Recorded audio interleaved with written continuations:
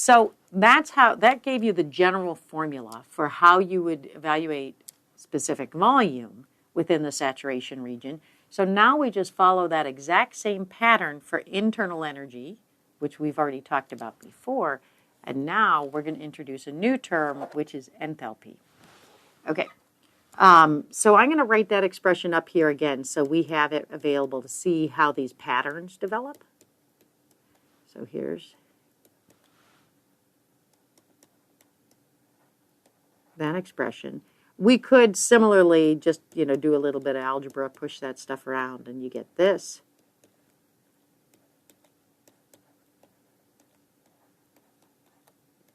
And depending on the types of tables that you use, this difference, which is the density difference that occurs due to phase change, will be listed as VFG.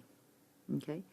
It is the increase, in this case, it is the increase in specific volume upon vaporization. Okay. So again, sometimes the tables will list VF or the saturated liquid and the saturated vapor data, and sometimes they'll list just the the difference between those two properties and then the saturated liquid data. So they'll do some combination of those three variables. So it just depends on what's tabulated in the system. Okay, so we'll remember the total internal energy is the uppercase U. So this is total internal energy. And the specific internal energy is the total energy divided by the mass, total mass in the system.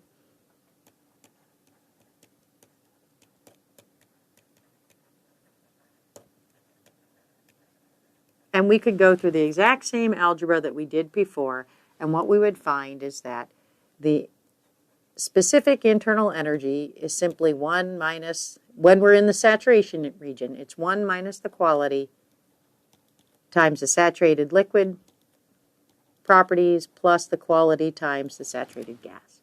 Okay, the exact same process. So, again, every moment is a teaching moment. So what I'm going to now do is introduce enthalpy. And I'm going to use this very specific notation that says enthalpy by definition. So the enthalpy is by definition the specific internal energy plus the product of the pressure times the specific volume. Okay. On a total basis, we would say that H is the enthalpy is equal to the internal energy plus pressure times volume. Okay. Again, by definition. The enthalpy is a variable that combines information about the internal energy and this pressure volume term. And it'll be really obvious when we start looking at conservation of energy for control volumes, why we define this system this way. It essentially saves us a lot of handwriting. It saves us a lot of time because this is going to represent an aspect of energy transfer that occurs in all control volumes. So we don't quite have the tools yet to explain why we define enthalpy this way, so we're just going to put it out there, that enthalpy is defined in this manner. If we have it normalized by mass, it's an intensive property. If we have the total amount, it's an extensive property. Enthalpy is a thermodynamic property. And you can see it's related to the internal energy of the system. Okay. Having written these definitions down, they are the definitions. So these are true at all times. Okay, it's the definition of enthalpy. It doesn't matter if it's a solid, a liquid, a vapor, if the system is undergoing phase change. This relationship between enthalpy and internal energy is always true. Okay, so remember this. We're going to come back to this quite a few times, this definition of and relationship between enthalpy and internal energy.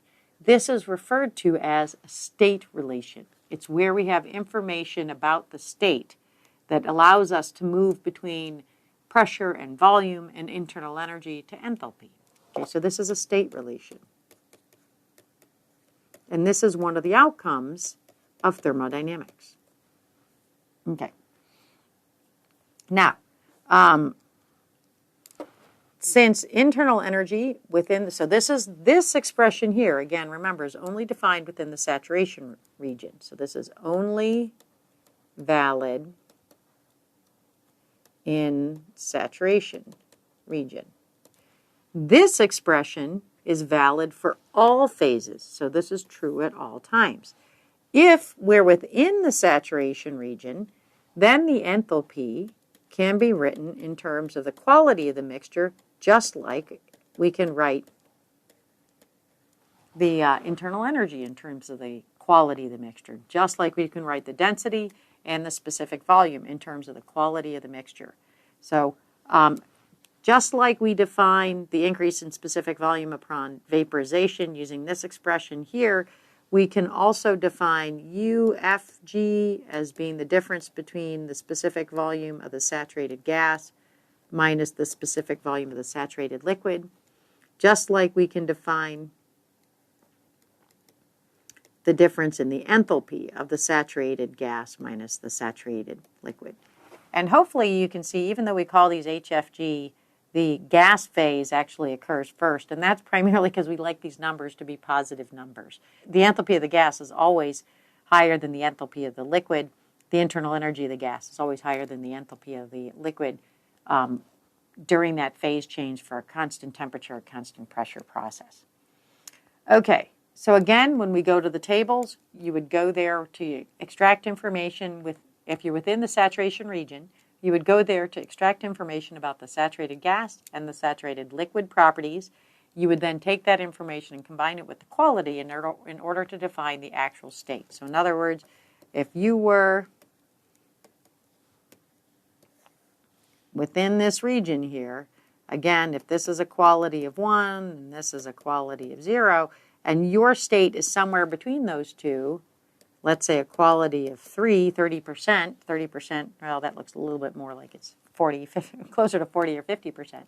You would take this information plus the saturated liquid information and the saturated gas information and combine it to get the actual state properties. Okay, so it's a little bit two-step.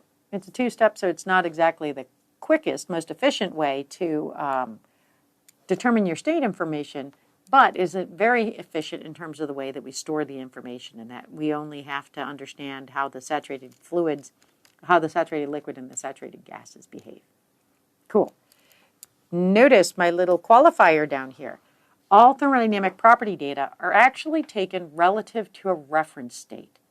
And so I'm just going to introduce this right now, and we're going to come back to it. But we will be taking the difference between state conditions. So the fact that everything is relative to a reference state is going to cancel. So I'm going to plant that seed right now, and we'll come back to it in just a few segments. But all thermodynamic properties have associated with them a reference condition. And the key issue is that the reference conditions aren't always the same. 90% of the time they are. But if you are to take information from two different resources, you need to be very careful in understanding that the reference states are the same for the two different databases. Okay, but again, we'll cover that some more later. Just wanted to plant that seed. Okay, phew, lots of state information. I introduced a new variable called enthalpy. Internal energy, I'm sure you might have some feel for. It kind of sounds like internal energy would be like, oh, how much energy is within the system? We know that enthalpy is related to that. So we think, okay, how goes internal energy is how goes enthalpy. Now we're going to keep going and introduce a couple more state relations and thermodynamic properties. We're going to introduce the specific heats at constant pressure and the specific heat at constant volume. Specific heats are also referred to the heat capacities, and that'll be kind of obvious pretty quickly here why they're called that. And they're also intensive thermodynamic properties of simple compressible substances. So let's give you those definitions. It gets a little bit complex mathematically, but as you might expect in this class, we're going to very quickly try and simplify that math. Okay, the specific heat at constant volume is by definition the partial derivative of the specific internal energy with respect to temperature while holding the specific volume constant. So that's what this notation means. It's a partial derivative. This is not a substantial derivative. This is not a differential. It's a partial derivative. So we have the partial derivative of the internal energy with respect to temperature while holding the volume constant is the definition of the specific heat at constant volume. Sounds really complicated. All we want to know is that there's a way to relate the specific heat of a system to internal energy, temperature, and volume. Okay, its sibling, to the sister or brother, if you prefer, of the specific heat at constant volume is the specific heat at constant pressure. It is, by definition, the partial derivative of the enthalpy with respect to temperature while holding the pressure constant. If we take these two variables and we put them together in a ratio form, we define the ratio of the specific heats. That's K, and this is the ratio of specific heats. Okay, and you can look at these expressions and you should be able to determine what the units are for the specific heats. So let's take internal energy. This is a specific internal energy. So we know it's going to have units of energy divided by mass because it's energy. This is specific internal energy. And we know that the temperature has units of Kelvin because remember, we talked about this before. We need to work in an absolute temperature scale at all times in thermodynamics. No degrees Celsius, no degrees Fahrenheit. It's Kelvin and Rankine every single time. If we parallel the units from SI to British units, then we would say then that's BTU units are my units of energy. My mass is a unit of pound mass, and sometimes we'll drop the little subscript m here, but you have pound mass and pound force. This is pound mass, so it's a mass unit, and our absolute temperature scale is Rankine. Since internal energy and enthalpy have the same units, because recall, by definition, the enthalpy is the internal energy plus PV. So you know internal energy has units of specific energy, so they're kilojoules per kilogram. And you know that this has to have this product of pressure times specific volume also has to have the same units. And so the units of enthalpy are also kilojoules per kilogram.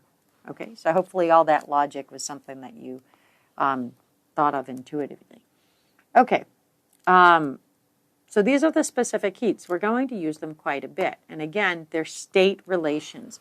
And for these fundamental definitions, these are state relations.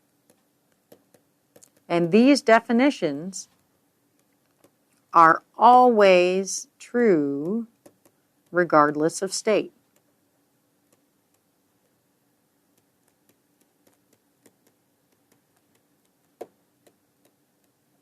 Okay, so as long as the system is equilibrated. That's a caveat that we have that blankets the entire subject of thermodynamics, right? We always have to have equilibrium. So the state relations are always true. These are their definitions, regardless of state or phase. Little footnote, always assuming that we have equilibrium. Okay, so now what I want you to think about, having gone through all these states, we've introduced a number of new variables. Remember what we talked about in the previous unit. We said in order for us to fully define a system, we need two independent intensive properties. And we discussed where, for example, temperature and pressure are not independent. So what I want you to do is think about these two questions here. Can you fully define the state if you're in the superheat region and I give you a temperature and pressure? And what that's ultimately going to mean is if I give you temperature and pressure and you're in the superheat region, can you tell me the enthalpy, the internal energy, the specific heat at constant volume, the specific heat at constant pressure, the density, the specific volume, everything? That's what the power of these definitions are. If you have two independent properties, you can define everything else. So the question is, in the superheat, are T and P enough? And then the next question is, if you go to the saturation region, you're in the dome, are pressure and internal energy enough for you to define this fully define the state? So I'll leave you with that, and we'll take that up next time.